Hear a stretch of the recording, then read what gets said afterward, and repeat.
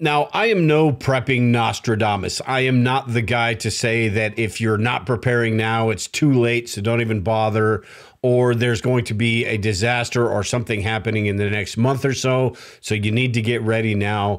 I've been doing this for long enough to know that we really just have no idea. But it sure seems like there are a lot of possibilities coming in the next few months that we really need to be paying attention to. You've got the bird flu that seems to be picking up steam. You've got the inflation and the government spending, which seems like it's just completely out of control. You've got global conflicts. You've got the things going on in Europe, the Middle East, and Taiwan. And then to top all of that off, you've got the election at the end of the year, where regardless who wins could cause all sorts of different problems. And like I said, I've been prepping for a while, and I don't think I remember any time where there was this all-you-can-eat buffet of disaster scenarios that could happen, where you're not sure which direction to look. So in this video, what I want to talk about is what we should be working on in the coming months to prepare as much as possible, regardless what happens. Now, before we get into those, I do briefly want to cover some of the things that are a concern to me moving forward. The first one, and this is one that is always on at the very top of my list, is the economy. Inflation is through the roof, and regardless of what numbers the government gives you, and regardless of what they say about it's getting better or getting worse, it is absolutely horrible. You can see in this picture right here, and you may have seen this around the internet, but these are prices at fast food places. Now, I don't eat a lot of fast food, but what this picture tells you is how much prices are increasing. Yes, these corporations will try to nickel and dime and get every penny they can, but as prices rise on products, the price on the food that they sell rises as well. So this is indicative of a much bigger picture on prices around the globe, not just fast food places. So even though the mainstream media and everyone likes to tell you things are getting better, it's still not good. It may be less bad than it used to be, but it's still bad, and it could get even worse. So that's something that I am definitely looking at, is the economic factors that play a role in all of this.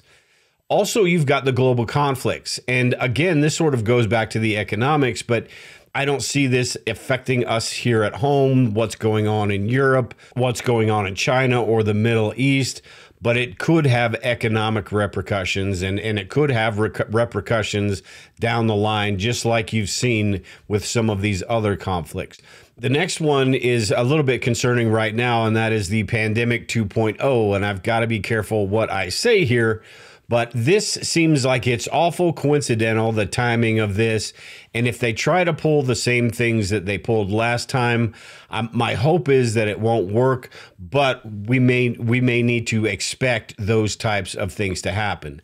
And then the final one, you've got the stuff coming up in November, which I think is a lose-lose situation, unfortunately. And this is just my opinion, but if one side loses, one side or the other side is going to be extremely upset, and who knows what happens because of that. If, in my opinion, if one side wins, we continue on with the slide that we're in. We're losing our freedoms and completely change the landscape of this country. If the other side wins, it could mean the cracks start showing in this corrupt Washington machine and everything starts falling apart. So I think that regardless one way or the other, the way they've got this system set up, we as American people lose in the end. And from a global perspective, I think a lot of countries are following the same path the United States is right now. So it seems like there is change inevitable. It's just how does everything unfold and how far do the people allow this to go? So with that, like I said, I am going to go into more detail about these later on. I don't want to spend the whole video talking about these. There's just so many different things that could happen in the coming months that, yes, we need to pay attention to them, but it's more important that we prepare for these, and that's what I want to talk about today. And the first one, the first couple are the main ones we should have already anyway, and that is your food and your water storage. Now, while water storage is always important, I don't foresee any sort of disaster situation unless it's a Mother Nature type thing or cyber attack, something like that. But I don't see the water supply getting shut off. I don't foresee the grid going down, like I said, unless one of these other things happen. So the water storage, while it is important, isn't one of those on the top of my list. The food storage, however, is on the top of my list, and that is just because of the prices. You never know with the things that could go on, whether you're talking about pandemic 2.0, you're talking about civil unrest because of the elections, things like that, the supply lines getting cut off or shortages, things like that, conflicts around the world, meaning supplies are short. You just never know. And at the very least, prices will be going up. They have gone up for the last few years, and they will continue to go up. They've gone up more than normal in the last few years, and I think they're going to continue to go up. So the more we can hedge our bets on that, the more we can stockpile food, the better off we are going to be if it does get to that point. So even if you're one of those people that think that having enough food to last a year or 2 years is sort of overkill, in a situation like this, it doesn't mean that food is going to be unavailable for 2 years or a year. It just means you're going to be able to have that to draw on if things do get bad. And the more you have, the longer you're going to be able to do that, or the more often you're going to be able to do that. So my suggestion is start building up as much as you possibly can and get the things while they're cheaper right now or on sale, and get those things to help just in case things do go sideways in the next few months. The next thing I'm working on is fuel storage. And while it's impossible to store enough fuel that you would use in a year or even a couple months, we do need to have a few 5-gallon jugs, or maybe even, 5 to 10 of these 5-gallon jugs with a little bit of extra fuel.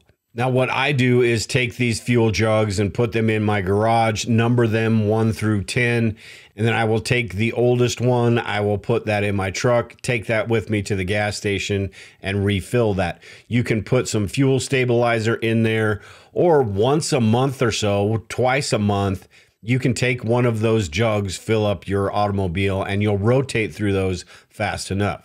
The reason why this helps is when the gas prices go completely out of control, you have some of that maybe lower cost gas, as well as the fact that you just have some stored if the supply lines do get shut off. If the availability of that gasoline is non-existent, you'll have a little bit stored in your home. But I think having a little bit of fuel stored is one of those things where it's just better to be safe than sorry. Another one that I think is very important, and this one can be done over the course of time and do an assessment on your home, but that is home security. With all the different things going on and the possibilities of civil unrest or inflation, crime, and things like that, I think home security is really important and something that you can do, and it's relatively cheap when you consider all the other things in preparedness. With your doors, make sure you have the long screws in the 3-inch screws in your door to hold those door jambs shut. You can put film on your windows. You can plant shrubs around your house. Just pay attention to all the different things around your property that would make you a target. Your location is probably the biggest factor in this as far as how far you need to go. Out here where I live, civil unrests and riots and things like that are not a huge concern for me, but that doesn't mean that I'm totally not concerned about it. Out here, it could be smaller scale.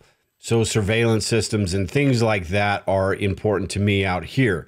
Now, like I said, a lot of these disaster scenarios, or a lot of the situations that could arise in the next few months, don't necessarily involve the grid being down. So some of these camera systems and motion detectors and things like that could still work. Here at the house, I've got motion lights that are set up on solar. I've got a couple cameras that are on solar and a few that are tied into the home.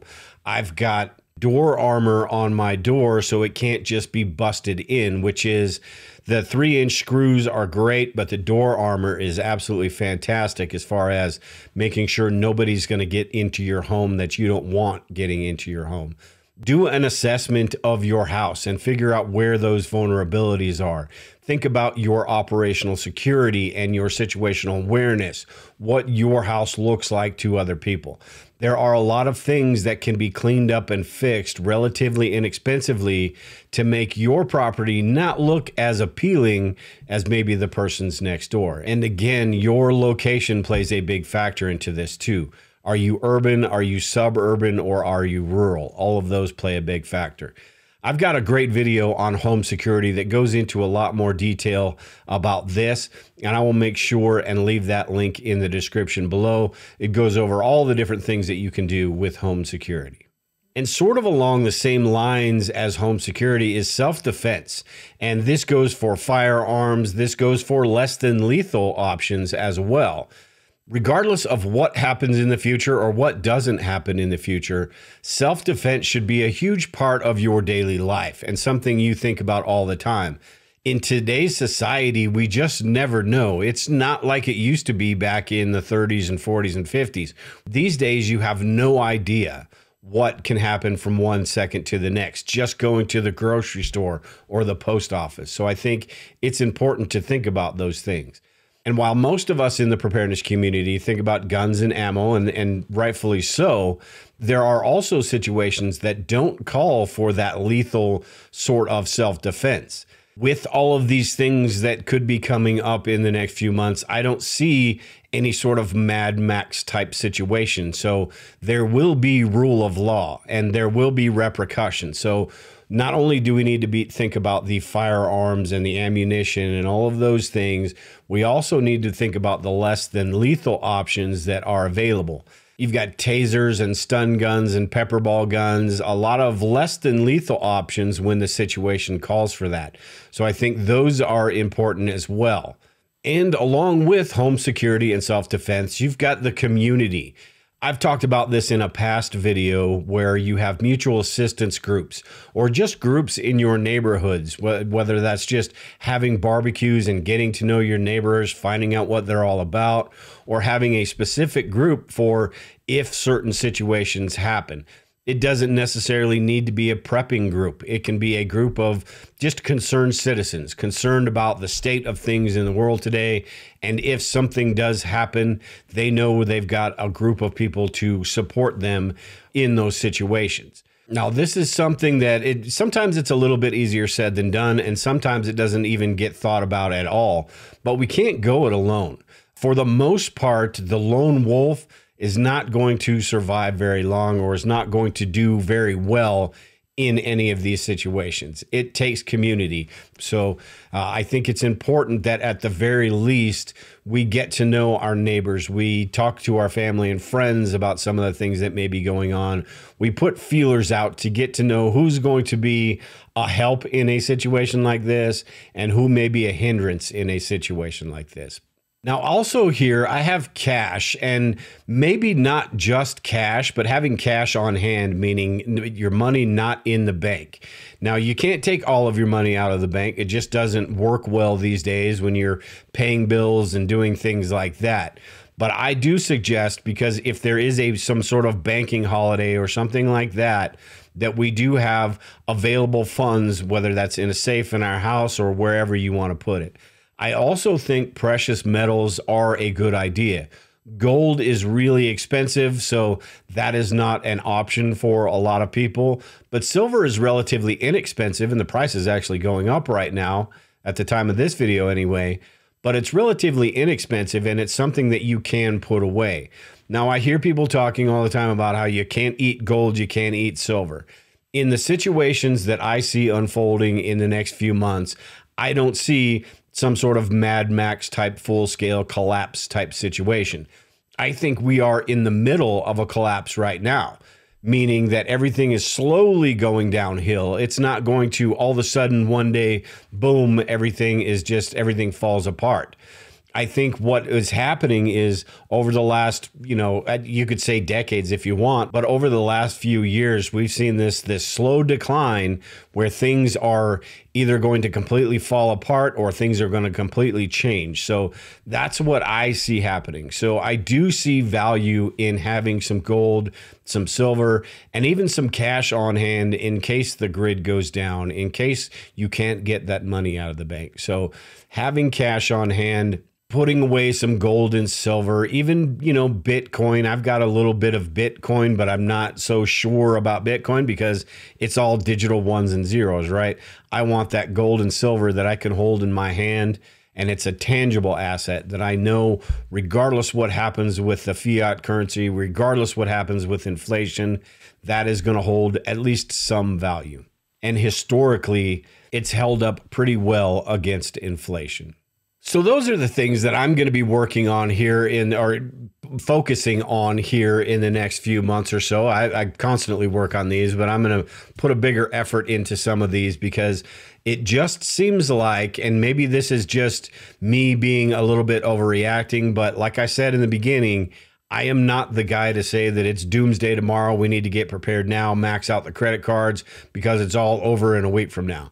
But it sure seems like this is the first time since I've been doing this that there are so many different things and so many different possibilities that could happen that could disrupt our lives. Does that mean full-scale Armageddon? Probably not. But there are a lot of issues that really could cause us major problems. I think it's important that we prepare for a lot of civil unrest, riots that rivaled, the riots of a few years ago. I think it's important that we prepare ourselves for the consequences after November of this coming year, because regardless, one way or the other, things are going to change and there are going to be people that think it's the end of the world or the end of the country, regardless which side wins. So I think it's just prudent to prepare for some of these things that might unfold. Now, this list was only like 6 things. If you have anything that you are concerned about going on or any other advice as far as what to prepare, I know in the preparedness community, this is another reason why community is so great, because there are ideas and thoughts that other people have that maybe we haven't thought about. So if you have any of those, make sure and leave them in the comments below. But that's it for this video, everyone. Take care and prepare. We will talk to y'all later.